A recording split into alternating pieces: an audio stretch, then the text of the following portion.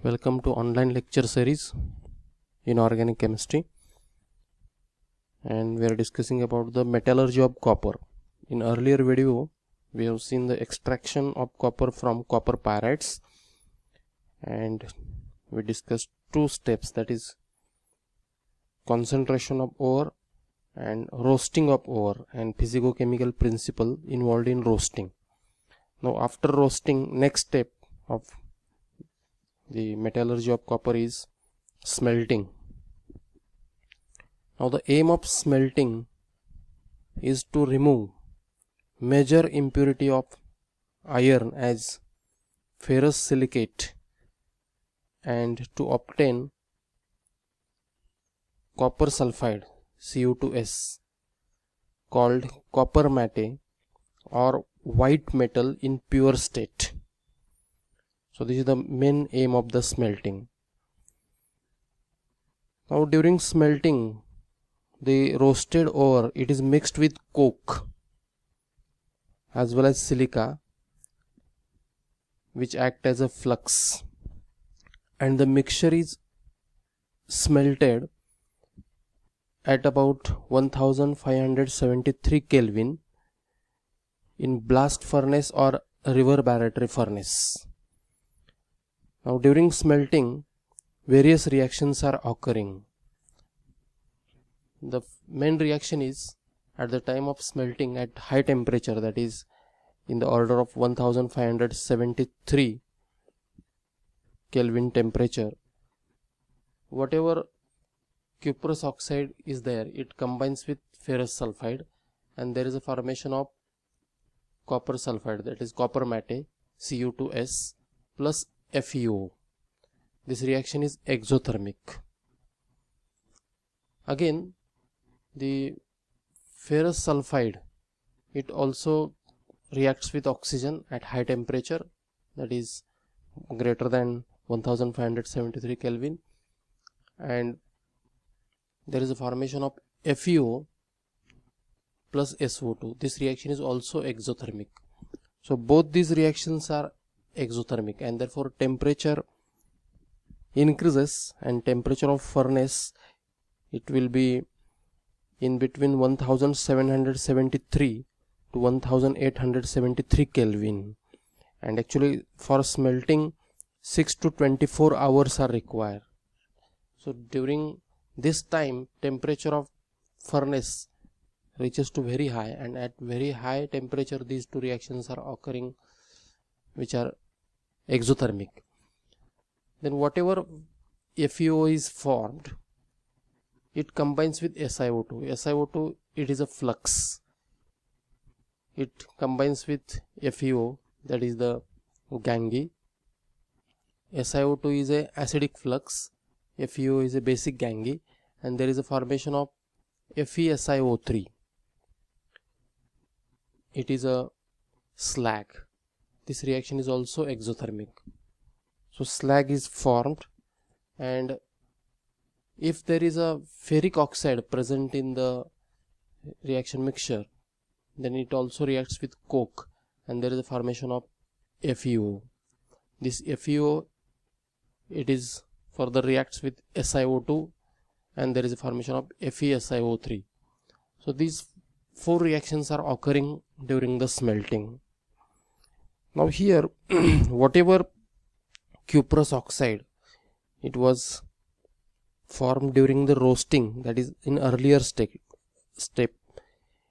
gets converted into Cu2S. This is the main reaction. Now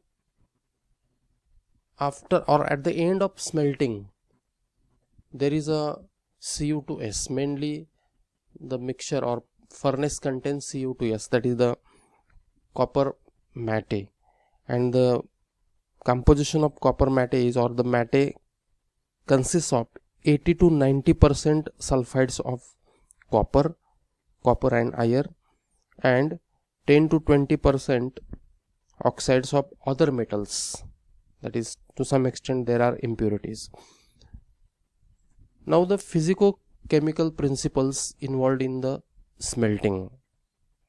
Now as I mentioned, a smelting process is carried out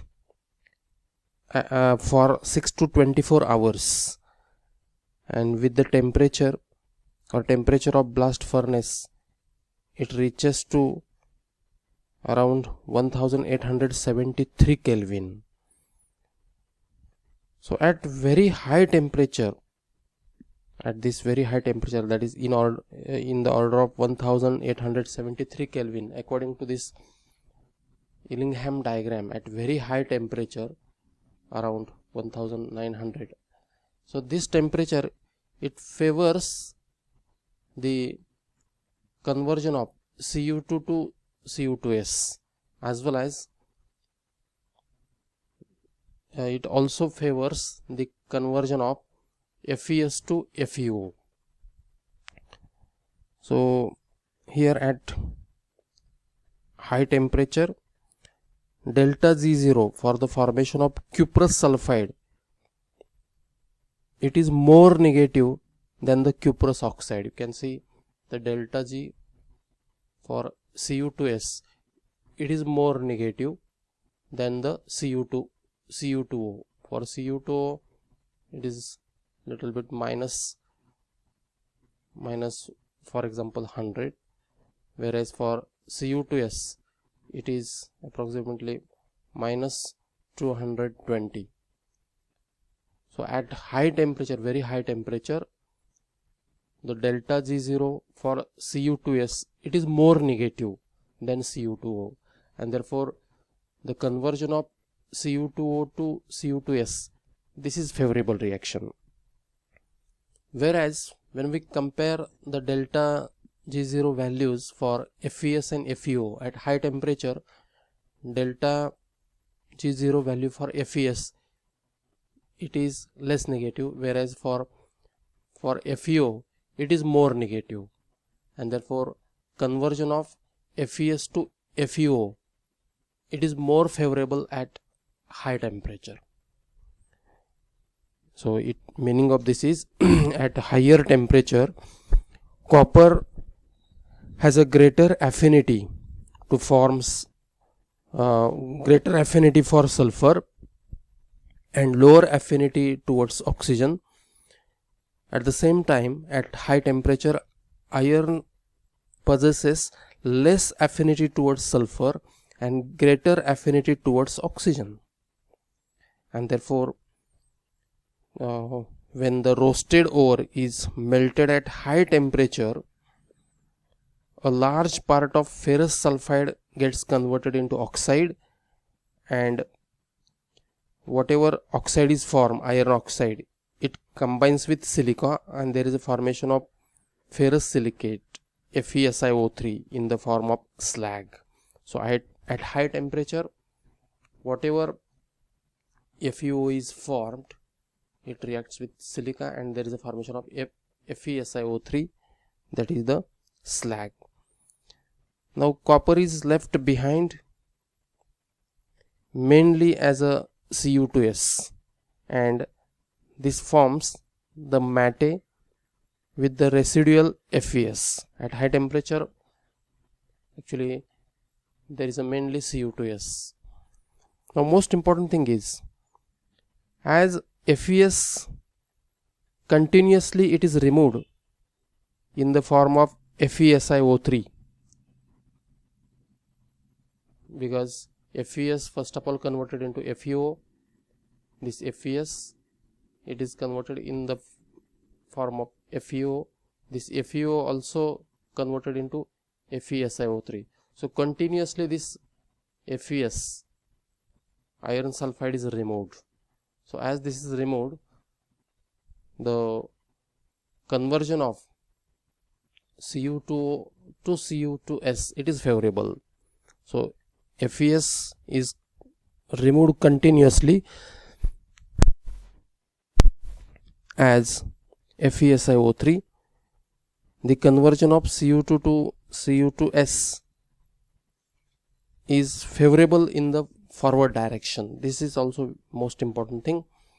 And at the end of smelting, when smelting operation is over, then there is a pure white metal called copper matte is formed along with the slag. Slag is FeSiO3. This FeSiO3, it is removed and we get a white metal, that is the copper matte.